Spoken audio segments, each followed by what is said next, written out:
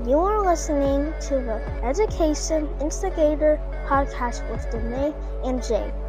Time to disrupt the status quo and ignite a fire for educational equity. All right. Hey, welcome back, everyone, to our Education Instigators podcast. I am Jay, and I'm with my fellow co host, Danae, and we are saying welcome back to your 25-26 school year. It's been a minute. She's been busy with some personal things in her life as well as myself, but we are back. Hopefully, we can kind of get a rhythm going. How you doing, Danae? I'm doing very well. I'm getting ready to go back to school. So I go back this week on Thursday. When do you go back? I go back tomorrow. Oh, when do Hey. your kids come back? Tuesday. So we started school this week. So the teachers came in. We did all our PDs. I actually got to speak to new our new hires as well as to my staff at the middle and high school, which went extremely well. I am extremely ecstatic for all the opportunities that I've received because of this cohort. If it wasn't for Ohio Teacher of the Year, I would not have met Danae, and I'm so thankful. So before we begin and kick off this podcast, I would like to give a shout out to our 4 Ohio Teacher of the Year finalists.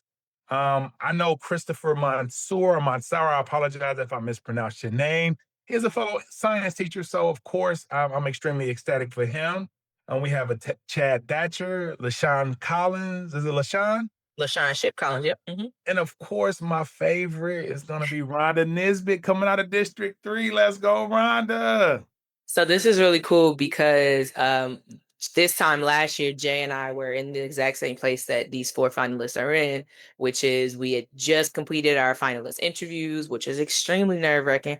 I don't know how nerve-wracking it was for you You in know, the aftermath, but I was really, really stressed even after. Like I thought I would feel a lot of relief when we finished our interview, and I still was like, ugh. So hopefully they're keeping strong. And I've talked to Ship Collins, who is from my district, District 10, and just constantly reminding each of them how important it is to recognize you are an excellent educator. And that goes out to a lot of you listeners too, who may or may not ever be named in the Ohio Teacher of the Year cohort. That does not change the impact of what you do for students day in and day out throughout the school years and even outside of those hours. Be proud of that. Be proud of it. And people who are chosen to represent that is not because they're any better or any more effective or impactful. It's just some people are going to be in positions to go out and advocate for us, and we all have just certain roles we have to play. So I'm really excited for whoever is going to be named Ohio Teacher of the Year, and hopefully everybody is getting some sleep because I was not. Yeah, we about to crown a new successor in about a month or so from now. I'm gonna miss Danae being my teacher of the year. She represented us extremely well. I will Like always be you the said, 2025 Ohio Teacher of the Year. she will always be that, but we're gonna have a successor. She can't, you know what I'm saying? It's moving on. But like she said, we was just here. I remember meeting them on a Thursday. They just did their interviews on a Friday, and like she said, that nerve-wracking of a month of just waiting for who's gonna be the one with the surprise. It's kind of like Columbia Clearinghouse. Is that what you remember you get that award Publishers at the Clearinghouse. store? Yeah, Publishers Clearinghouse. Mhm. There you go. You just waiting, like, did I win? Did I win? Or not necessarily win. I know we don't, it's not a major competition, but it's just a great feeling. And again, all you guys that are persevering through this educational journey that we've gone throughout the politics of it all. I mean, it is definitely a kudos for being here for our students, our kids. Continue to push public school. I wish you all the best for your school year. And guess what, guys? Nominate somebody. Whether you're a parent watching this and you're like, man, Danae and Jay make some great points. Nominate one of your teachers every year. I think this is a goal of mine to make sure that I nominate someone every single year that is deserving of being named in this whole Ohio Teacher of the Year cohort. But without further ado, we want to start the new school year off with talking about expectations. This is something that we struggle with as educators because based on our expectations starting a school year is how we're going to kind of start that school year. And this came about because of me. One of the greatest things of many that we had to do once we became a cohort, Danae will remember once I said, we had to send out a quote that we live by as far as in education. You remember that? Mhm. And my quote has always been expectations determine what you accept.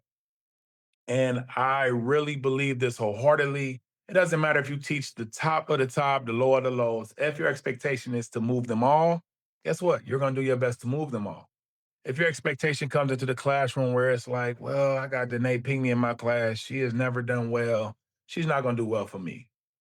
That's going to be how she does. I'm going to pass the baton, Danae. Go on and pick it up. Yeah, I mean, and I think expectations are so important to reflect on before you go into any new school year because it's not even just the expectations that you might have for your students. I do think that is super central, but I think it's your expectations for you as an educator and your growth as well. Like you have to do some of that early reflection going into the school year. What do I expect to see myself grow in? How do I expect to see myself do something new, try something new, meet students in a new way?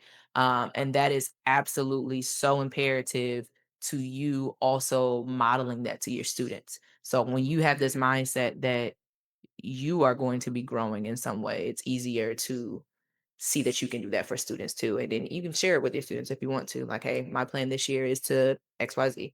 So yeah, expectations are super important. And you and I are both huge, huge fans of high expectations, especially because our hearts are so deeply tied to our students, our Black students. I think that that is one of the things I've talked about constantly is how we as a culture, educational culture, sometimes tend to lower expectations for our students of color. And that is absolutely unacceptable because those students feel that. And whether or not they push back against it, um, it is a disservice to them in the future. And so Jay and I are really, really big on having high expectations for all students and not falling into saviorism, no matter what type of saviorism it is. Like you're not going to be the savior just off of the sense of saying the word or doing the thing or having the extra feelings. Like, no, you have to really have this level where you want students to meet you at and expect them to get there. So that's a big key to Oh, for expectations for me. sure. For sure. I listen, what she's saying is so key. And I think, or I believe, let me not even go off of thoughts. I believe that we as educators sometimes do get into that savior mentality, like it's our job. Our job is to save them for their adult life. Mhm. Not like we get so caught up in, well, I'm high school, Danae is high school, but even in elementary, like when those kids come to us and they've been pushed along for so many years because someone has thought, well, they're dealing with this, they're dealing with that. Guess what, everyone? I can't change your situation. But what I can change as a teacher is your future. We can't get caught up on their present life, right? Because if I instill in them things to better their future, they won't go down that same path. Mhm. And that's where those high expectations that Nay and I talk about, because in spite of it all, the goal for me, and I tell all my students, is success. And success looks so different for every kid. We don't get that kid. I've had kids that couldn't read. I'm gonna be honest with you, as a high school teacher. I've had kids that couldn't read. But as a high school teacher, that did not start with me. And it's hard for me to feel sorry for the kid. I'm more upset with you all that have pushed this kid along without being honest. Like, hey, let me help this young man out. And I'm not saying there was a problem, but the issue is I've had kids that couldn't read but can tell me every single thing about a lesson, which now lets me know all he needed was a little more push. Because I don't walk in that classroom like, oh, he can't read, so he's not gonna be able to understand it. I walk in that classroom like, you know what, he can't read, but I'm gonna make sure this kid learns everything he can in my classroom. He's gonna be successful when he walks out of here. So we have to, as educators around the world, have to learn kids' growth starts with us, no matter how hard it is. Because it's hard. Please understand, it's easy if every kid comes in there and they can't wait to learn. Hey, Miss Pinckney, I got my books out, I got my pencils out, I got my paper ready. What you want to teach me? It's the kid that sits in your classroom with nothing. You got a pencil? I don't have a pencil. You got any paper? I don't have a paper. Any paper. Those are the ones that I try to push because I want them to come back and say this, because those are the ones that we work for. Yes, we talk about the monetary value of being a teacher. It's so much value when a kid comes back to you after they've graduated high school and say, hey, my third grade teacher Mr. Blase blah or Mrs. So and so is the reason I'm right here right now because they believed in me when no one else did. You Yeah, know, and I think the heart of what Jay and I are both talking about is not to completely ignore the circumstances that a child is going through. So it's not to say like I know that you have a tough life, but school is most important. No, that's not it at all. Like I think that one area where we both really excel in is in the personal relationships that we're able to have with students in the ways that we are able to connect with them on a person human to human level, and allow them to feel like you care. And I think sometimes when we talk about expectations, we don't recognize that expectations are low because the care is actually selfish. And what I mean by that is you sometimes we go into situations trying to help because it'll make us feel good, right? correct. And it's not Yeah, about actually helping the child succeed. And so, as much as I can be aware of a student's circumstances and aware of how difficult things might be for them for whatever reason, and I can still see them as a human, I also can have those high expectations for them because, like we said, ultimately your success is not what's happening right here, right now in this classroom, but when you leave these walls, when you leave the safety of our buildings, of our education system.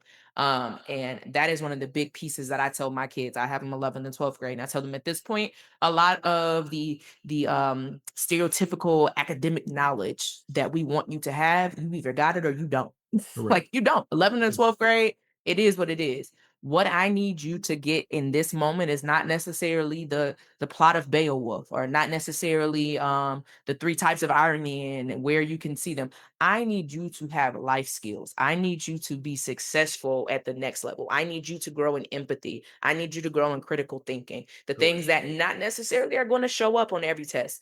And if I am spending too much time feeling like I have to save you from your sadness, I have to excuse you from things that are difficult because your life is already difficult enough, that I'm actually not doing well by you. I tell them, I get it that some of you have gone through school and people have just coddled you year after year. They've coddled you. They've seen that things are tough for you, so they've made exceptions and they've bent Right. the rules for you and they've passed you along. And you're going to get to my class and you're going to think I'm the bad guy. There are going to be plenty of times where you're going to think, why is she making this so difficult? Why does she think this is an honors class? I hear it every year. Why do you think we need to read all of this? And I say it's because when you leave this building, no one is looking at you for your circumstance. I'm sorry. You're going to have to work so much harder than everyone else around you as a Black kid, as a Black adult. And so you have to recognize that this starts now. You have the resiliency, the bounce back to do so, and you have to have that instilled in you now. And so this is why my expectations are so high for you. So yeah, I'll give you a hug. Jay won't give you a hug, but I'll give you a hug. No And then I'm hug. gonna say, now go back to your seat and do what I asked you to do. I need to see this paper. Now I need you to really expand on this assignment. No, you can't leave the classroom and cry every single class in the bathroom. No, you can't. At some point, I tell them you have to compartmentalize because that is a part of our human experience. I come into work some days and life is hard and I have to compartmentalize. Does that mean every day I can do it? No. There are some days where I can't. There are some days where I have to take off, but that can't be every day. And so I tell them, you are allowed to have a bad day. Allowed to have a bad period. You're allowed to have a bad week, a bad month. I said, but if it's a bad 4 months in a row, that's something different. That's something we need to really talk about. That's something we need to work on because it is about you being able to still excel when things are maybe not the best. Mhm. So that's kind of where I'm at. Hey, that's a great point. I love what she was saying.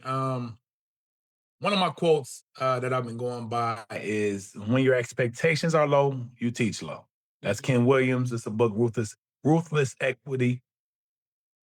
If we don't have the belief they can do things high, why would we teach them high? Like in order, like she just said, it's a struggle. Understand this. And the reason it's a struggle is because of educators. This is the thing we have to realize. If every teacher had high expectations, guess what? They will come to your class expecting high expectations. It will be extremely simple for kids to buy in. But because you go through a pocket, in my school was 7 periods. And one thing, we just had convocation. Y'all do convocation? I think this is like a universal thing, right? So we just had convocations in our Board of Education President Sonia Cherry spoke and said, as a teacher, how many of you all will want your child to be taught by you? And even beyond that, how many of you all will want your colleagues to teach your child, right? And when you start thinking about that, because every parent I met during my open house, I told parents this: I treat your kids like my own.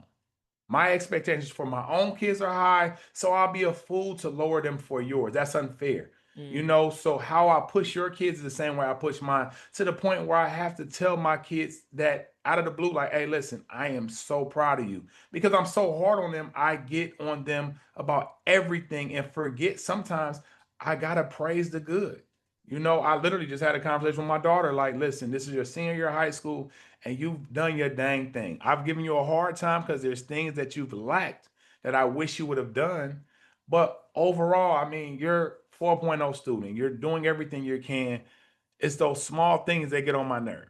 But I that's a would have been father. so mad at this conversation. This is a terrible conversation. He's like, I Why? was giving her praise, and I was like, "You done everything. There's some stuff that you really trash it." But hey, No, no, it's no, I'm sorry. no. This is Jay is growing too, and he's being transparent and vulnerable. I I'm being apologize. there. Come on, don't I judge me. But what I apologize. was But saying dang. was I have to learn, because I grew up with tough parents. Right, right, right.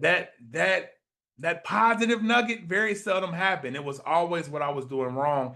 And that's probably carried over to in me as a parent, where I have to learn to, yes, I'm going to tell my kids where they need to grow, but I need to definitely show them that they've grown tremendously in certain areas, you know. So Positive affirmation for sure. agree. And Hmm. that and the thing is, we have to be the same with our students. We can't always say, Danae can't have students turn in bad papers and she's like, oh man, this is better than the last one. You know what I'm saying? Because if that's your expectation, to just get better than that last paper, when that last paper was a 10%, you know what I'm saying? It's like, listen, I know you can write on this level. You have to just do that, you know? So I appreciate that. I mean, it's kind of like that power of yet. We got to learn that, hey, listen, this is not your best, but I know you're going to get there, you know, and Hmm. I'm learning that as well. So I'm not judging like Danae just judge me. But I think that's also the trick too, is that you can have the tough conversations when the love is established. That is correct. And a lot of people have one or the other, if that makes sense. Yeah, for sure. And so you can be hypercritical and people only see that as tearing down, or you can be too loving, too positive, and then nobody's able to have growth. And so you have to absolutely, like, I think you brought up essays. So I have to think about my students. First of all, I can't have expectations for my students' writings as individuals if I don't know them as individuals. Does that make sense? So Yeah. I absolutely can know what the standards are for the state, but there are plenty of students where, even though the state standard is this, the area that they need more than anything is this one. And this is what I need to focus on with this kid, right? It doesn't mean that I don't expect them to meet that standard, but our focus is here.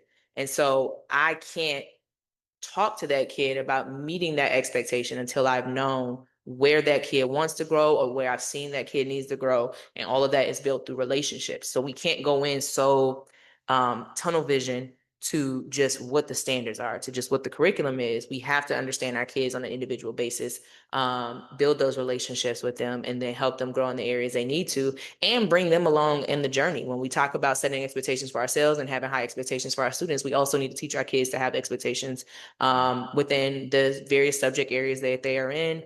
Yeah. Sometimes I even like tell my kids, if your goal for this class is not necessarily class related, like a subject area related, I should say, that's okay. Give me a class related goal. Maybe it's just that you don't speak up in class. And this is even something I work with my kids that I tutor.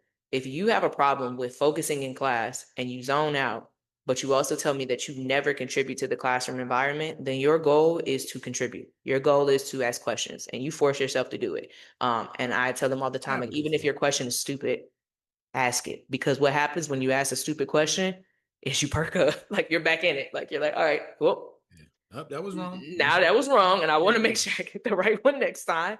But that is a challenge to yourself and an expectation that you could easily meet. One question per week. right? I'm gonna speak up and say something one time per week. I'm going to ask the teacher for help, even if I don't necessarily need it. When I do need it, I need to be in the habit of asking for help. So I'm going to ask the teacher if she can come help me or he can come help me.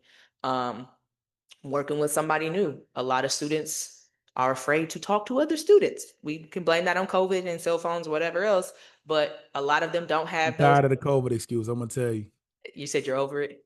I'm done. Oh, But keep talking I, about this. I like you building this advocacy. No, no, no, no. I'm not I saying still think the COVID excuse is valid, but I hear you. Like I don't listen. So here's the thing: it's an excuse. So I'm with you. It and is that's something that is real. It is something that has happened, but we have to grow past it. And so this is why I tell my students, like, you need to force yourself to meet somebody new, to talk to somebody new in your classroom. And one of the coolest things that happened, actually, it was twice that it happened this year, where I gave my students their end of the year evaluations. And I, like, somewhere on there, it just talks about what is your favorite memory from this class. And I had two different students mention that they met one of their best friends in this class because they were forced to get out of their bubble and meet someone new. And I was just like, oh, that is so beautiful. Those kids probably won't remember a lot of the material that we learned in class, but they absolutely remember that feeling of pushing themselves socially and meeting this expectation that I have for all my students, that they will come out of their shell, they will speak, they will work on active listening and speaking. So yeah, I think that's just some really cool stuff.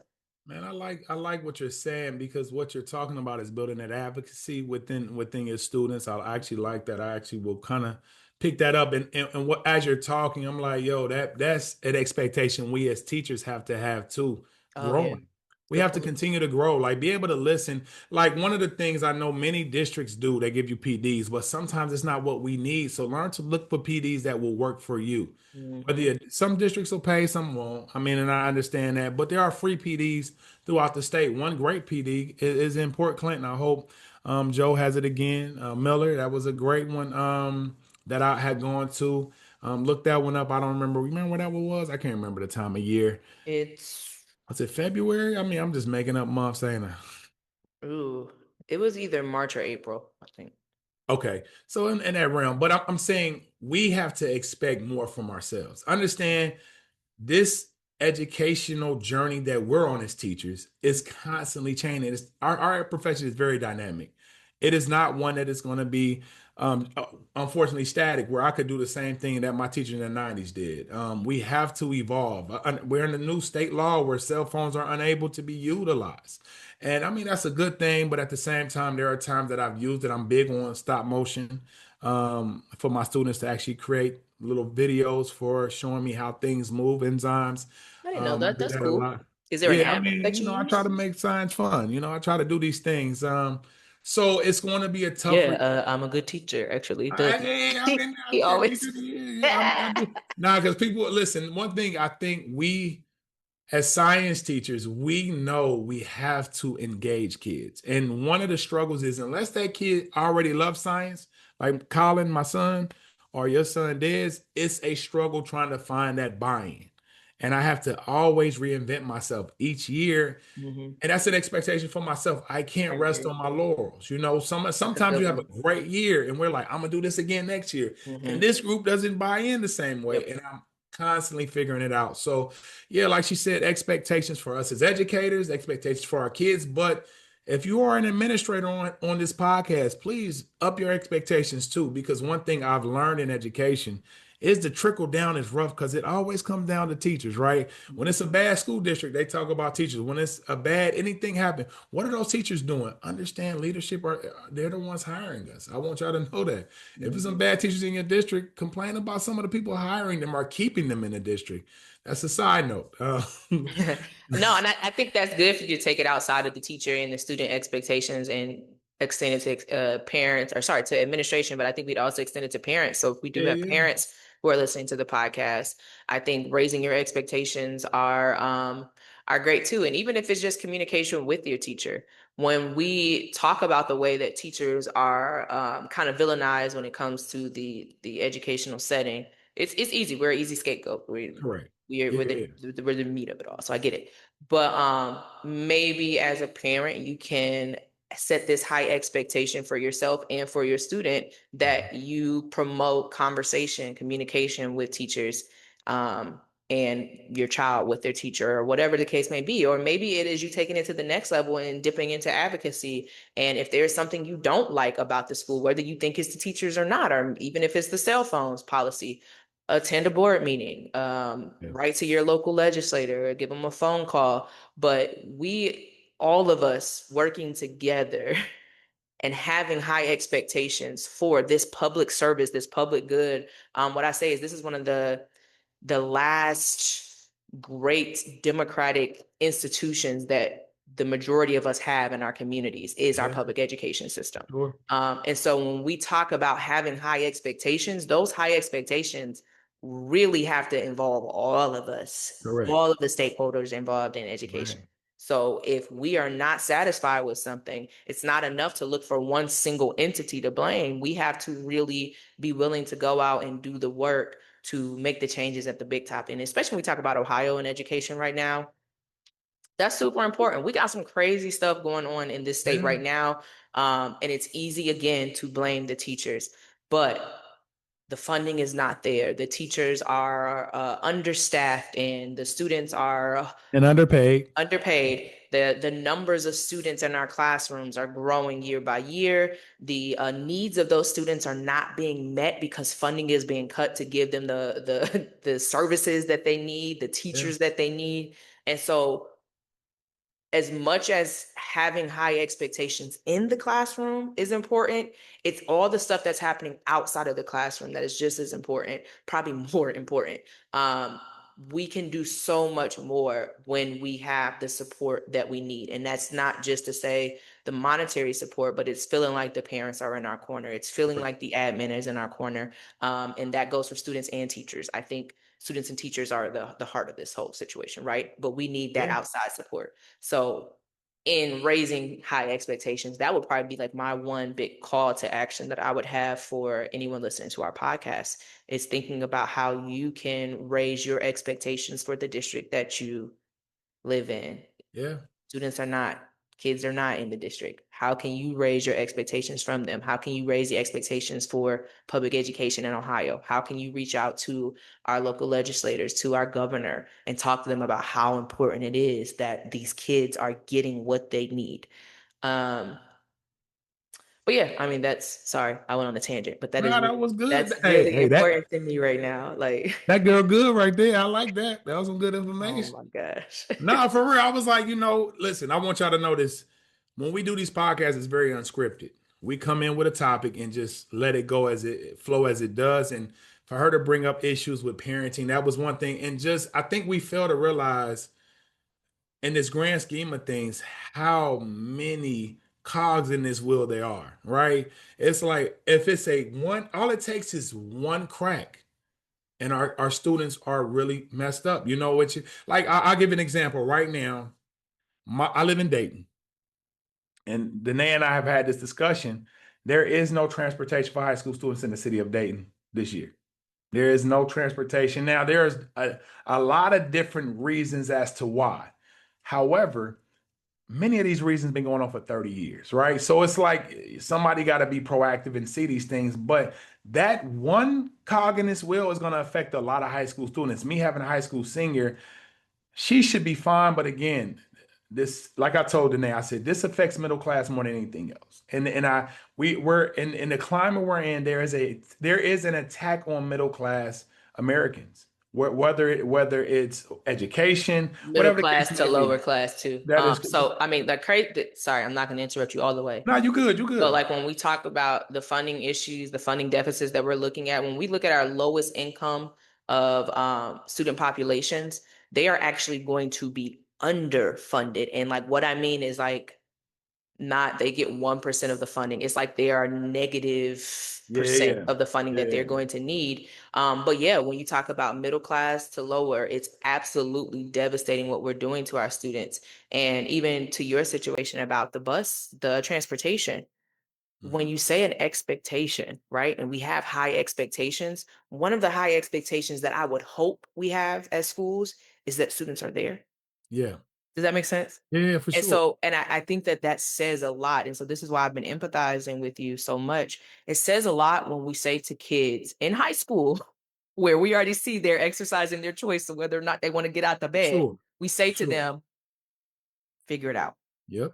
We are the adults. We are the ones in charge. We are the ones telling them they are required to be there. And we are essentially saying to them, figure it out. And to me, that is a huge lack of meeting an expectation, which is Yes. that we need students in the building. Agreed. But yeah, so I just 100%, I just wanted to add in, I empathize with you. Nah, I mean, but the key word, what you said is, what does this now, if we look at this as a whole with our whole podcast, what we're talking about is expectations, what does the district expect for these kids? Mhm. These kids, I mean, we're talking about freshmen, ninth graders to 12th graders.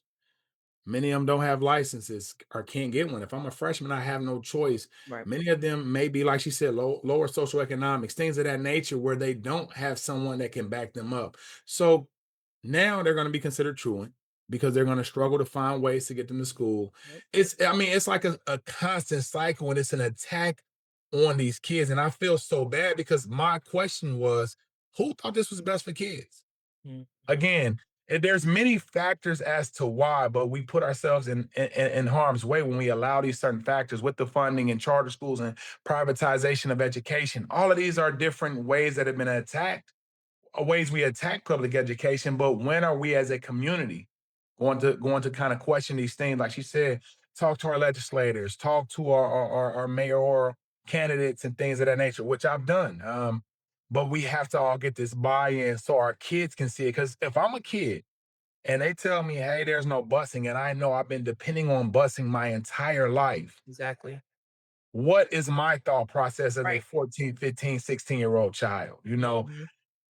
and that was my whole thing when they put that out there. And to tell a high schooler, hey, you won't have a bus. I don't think I'm gonna be able to make it to school this year because I don't even have a car.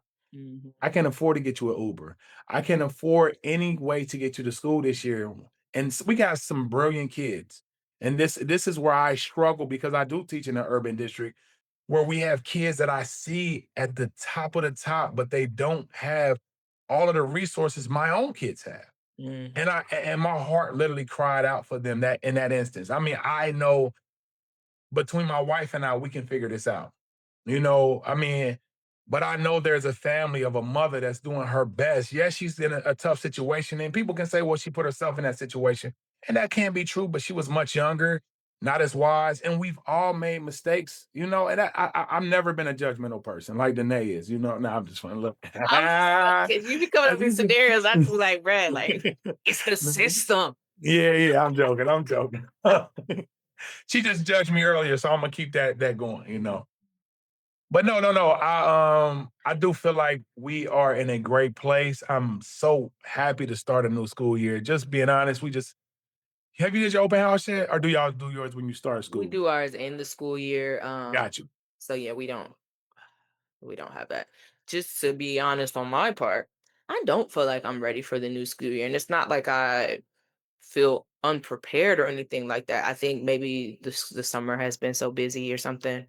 Um, I wasn't ready for the end of the last school year. Like I just feel like there's been a disruption to Ah, my you the got a way little more things work for me. responsibilities this year. Yeah, so it's kind of weird. I know that this is the a few days to really just kind of wrap myself around getting back into the groove of it all.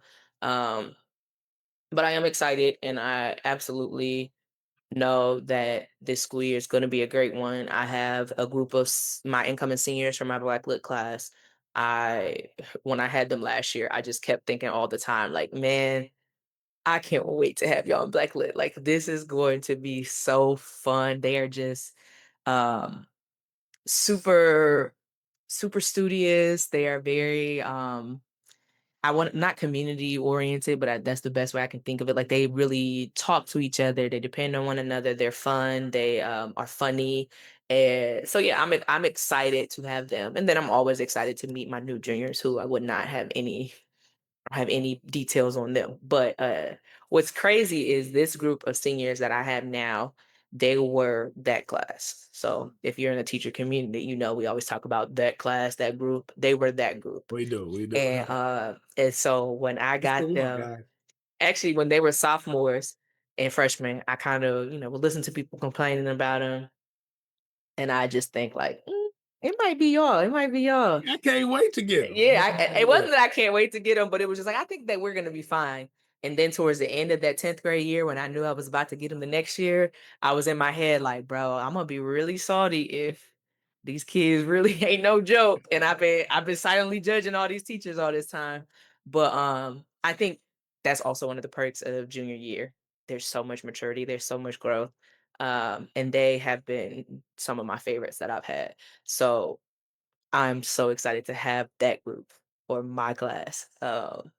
I have very high expectations for them. A lot of them already know this, and I just foresee them doing something fantastic. That's my high expectation. It's very vague right now, but I just expect greatness, and I'm excited. I want y'all teachers to watch this, kind of rewind it back to the start where she's like, I'm really not ready, right? This is the thing about us as teachers, right? We don't feel ready, but when we talk about our students, when you are a good teacher and you just think about the kids, because again, I agree with her. The reason I asked about open house was I won't say I wasn't ready, but I wasn't like I am right now. But open house, when I saw all these kids coming into my classroom talking to me, I mean, I had kids telling their mama, I don't want Mr. Stone. The mama come in there, I need to know what's going on. And I explain it to her. Oh, no, he's staying in your class. This is the stuff where I just get my juices going. Like, man, I can't wait. Kids are the reason I'm here. It's not a paycheck. It's not any other magical thing that we're gonna have as educators that keeps us in this field. It's the students and the impact that we have only because of the expectations we have. Yeah. I expect to move kids every single year. Like she said, my kids are going to have a fantastic year. She don't even know these kids yet, but we already have this No. expectation. You don't know them. You like these I juniors do. that I don't know yet. She Oh, just I don't said know the that. juniors. I Now know they'll what? have a good year too, though. See how she want a bigger already? I was saying the seniors is where I I have do really, know that. really high expectations. The juniors, I don't know, but you're right. I do like.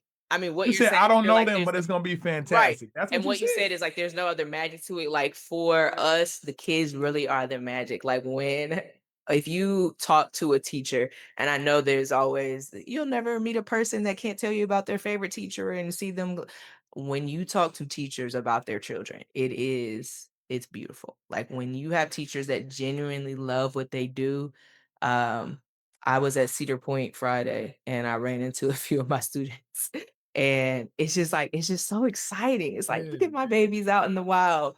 Um, and I was, after I see them, I'm talking to the people who are with me just about them. And I know my friends are probably like, girl, you do this all the time. But I'm like, no, you don't understand how special those kids were to me. Like, and so Yeah. it is really that feeling of not being ready, and then you see the kids and they give you life. And I think that that is so special. That is something that teachers going in can look forward to. Don't get me wrong, there are definitely going to be some days where those kids suck They the give life you out of death. you, but I was about to say they can give you life and death. I Yeah, think yeah, you'll be like, but golly, what am I doing here? But as we've said before, the highs way, way, way, way, way outweigh the lows, for me. And I think at any point when the lows outweigh the highs, I'll know that it's time for me to move on.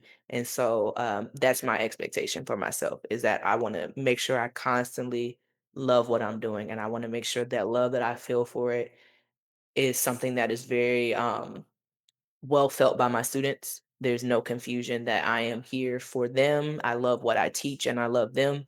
And whatever ways that I have to challenge myself to show them that I am willing to do it. Jay talked about a really important point. And speaking of COVID, this was like one of the COVID buzzwords that people eventually started to hate, and it was the pivot. But my expectation for myself as a teacher is that even though there are some really cool things that I've done last year, and I can't wait to bring them back this year, I am totally, totally expecting myself to be aware of what my students are feeling, what they are thinking, how they are responding, and change it. Pivot if I need to.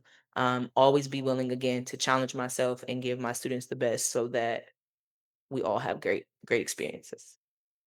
Man, that's been amazing. I mean, talking to Danae, right? Look, I start school tomorrow, so I'm feeling good already. Want to close? I got something I want to close on, right? Okay. Is it I a want to Bible verse? close, huh? Scripture?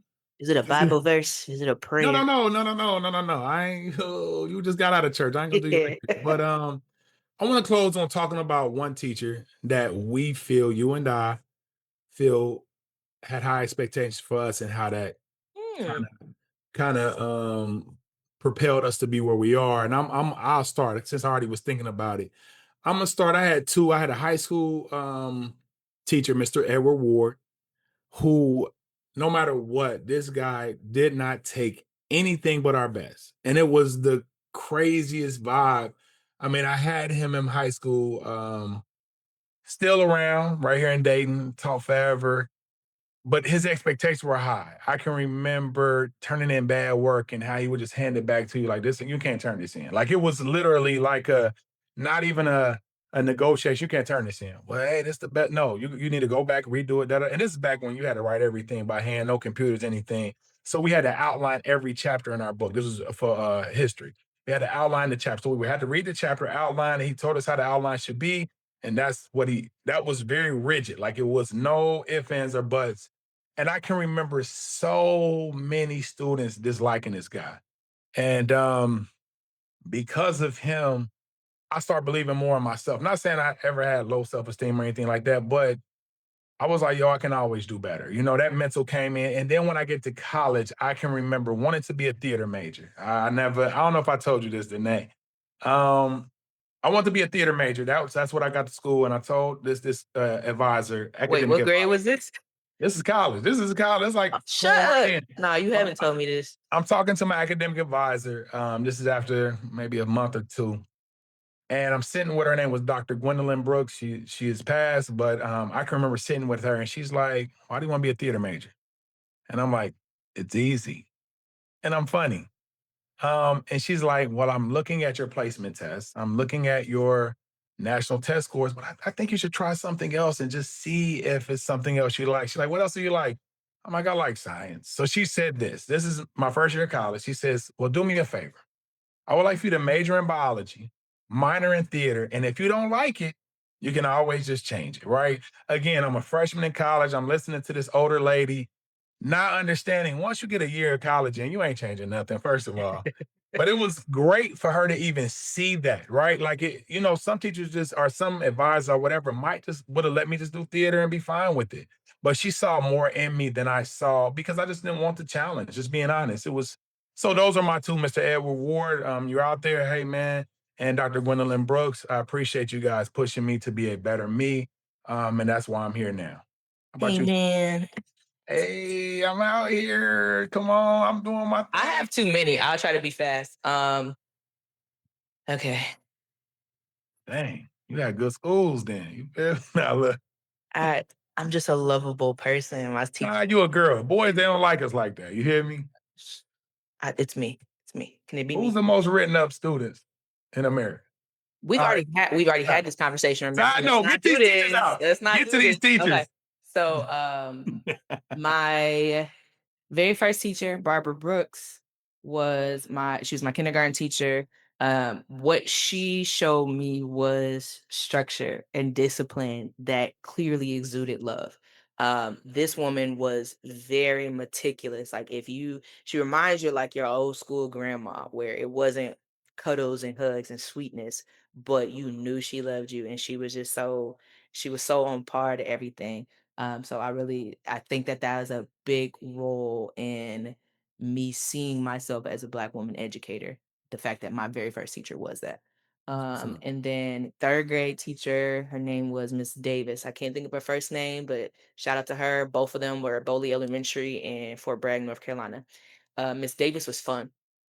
Miss Davis was chaotic. Miss Davis was the teacher who you would walk in her room any given time and all of us would be standing on our chairs, totally not safe, right? But we were always locked in. We did well on our studies, everything that we needed to do. She spent the time to make us treats, to plan special events for us outside of school.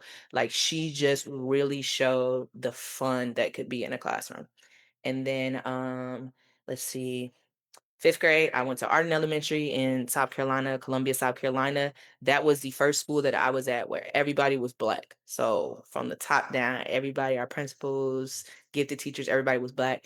And that experience was fantastic because everyone believed in me. That was the rare experience where it was just like, of course the expectations are high. Like this is what it is. Like we are all here. Our gifted classes, like our programs were just so beyond anything I'd experienced before, and they were so culturally rich. And so I love that. I had Miss Higgins there, and Miss Miller was my gifted teacher. In middle school, I had seventh and eighth grade, the Altman. So they were married. Both of them were just teachers who cared about us. They had high expectations, but we knew they loved us. And I always like joke about the first time I felt a baby move inside someone's stomach was Miss Altman. I was a freshman. I'd come back to visit her at the middle school, and she was like, "Oh, the baby's moving now," and she let me touch it, and I was like, "This is really cool." Junior year of high school at um, Sylvania Southview, I do not remember this teacher's name, but I know he was my English teacher. I'd already known that I wanted to teach English. I already knew that I love books and reading and language. But he was the first teacher that really made it clear to us the possibilities with English and teaching it. And he was that teacher that said, if you read Lord of the Flies and you feel like it was really at its root about alien invasions, then show me the textual information, confirm it with critical research from somewhere else, and guess what? I can't argue that you are wrong. I can disagree with you, but if that's what you took away from it, then that's what you took away from it. But just always go back to the evidence. Always go back to how you came up with it. And I was just like, wow, that's really cool. Um, Same school, my 12th grade honors English teacher. She loved poetry, and she really like that kind of like super not rhyming free verse poetry. Everybody's like, I like poems when they were Dr. Seuss, but she was like, nah, I like this weird poem that's about this, but really it's about this. And she would read poems, and I just remember being like, lady, you need to relax. Like, because she was so excited about them. And then Mr. Swaggerty, Steve Swaggerty, I talked to him about this a few times, but when you talk about having high expectations, he's the one that stands out to me as far as having high expectations. I went through a lot of just traumatic experiences growing up. And so I do feel like I carried a lot of that with me. And being an extrovert, I don't think a lot of people are able to pick up on that. And we've seen this multiple times over where you think someone is totally fine because of the way they act. Um, One way that I knew I wasn't all the way there is I could not stay awake. Really great student. I always participated when I was awake, but I would be asleep. And it was just like I couldn't even control it all throughout college. Like I just would fall asleep. Um, Mr. Swaggerty pulled me aside one time and was like, you come in class, you wear this giant coat, and you sleep. And you are a great student. Your voice is so important. I know that you know what you're doing. You're going to do well in class. He's like, but when you are sleeping, other kids miss out on your contributions. Your classmates are suffering because you are not contributing. You are not bringing up the classroom morale. Um, and that stood out to me because it really was the first time somebody said it's not just about you as an individual, it's about what you bring to the community as a student, as a student who Yeah. is contributing. And so he said, I need you not to wear your coat. He's like, I don't know if that's Oh, gonna make you sleep or not, but you're gonna have to be cold, you're gonna have to be uncomfortable, but I need you to stay up in this class. I need your voice. And that just I mean, it was empowering. Was I a little bit annoyed at the time? Yes. It's like, bro, it's cold. I want to wear my coat. But also, wow, you've made me feel really important. mhm. And so I've since talked to him about that. Like that was something that has always stuck with me. Like What's you up? showed me how important I was in this classroom. And even with me doing well in your class, you wanted me to do more well. Got you. Got you. Yeah, That's what's I up. Okay. Danae ain't had a teacher she ain't like, y'all. I'm gonna keep it real with y'all. I know I did You actually. loved it. We gonna so next episode we're gonna talk about teachers we didn't like. One of my teachers JK, JK, JK. one of my teachers got in trouble, like big, like news story trouble. And I was like, Mm, like it. exactly. uh man, it's been a joy this summer, getting rested and relaxed. But now it's time to get back on the grind, everyone. I appreciate the opportunity. Danae, you got anything else you want to say? Nope. Keep those expectations high, that morale up, get your rest when you need it, balance it all, send a letter to a legislator and tell them to fairly fund Ohio schools, and have a great 25-26 school year, y'all. Everything she said after nope is funny because this is what I said. Nope. Get the good rest. It's the after church. We about to leave. Yeah. We about to go. We get out of here. All right, everyone. Education Instigators out.